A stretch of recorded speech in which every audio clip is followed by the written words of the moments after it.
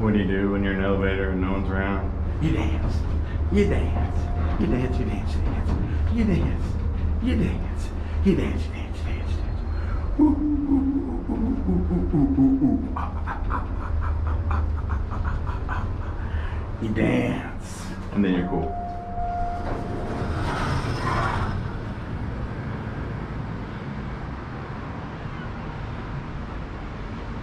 Is a waypointing find. You see the double tree, and there's a parking lot, and there is the pier. There's a little shack down there. That is the shack where we mustered. This morning we walked out along the sidewalk down here in front of Damon's. Took the little dirt road and cut over. I just thought it would be a little bit quicker than being distracted by seashells and whatnot. So there's that, and there's the pier, and here we are on the 11th floor. That's it.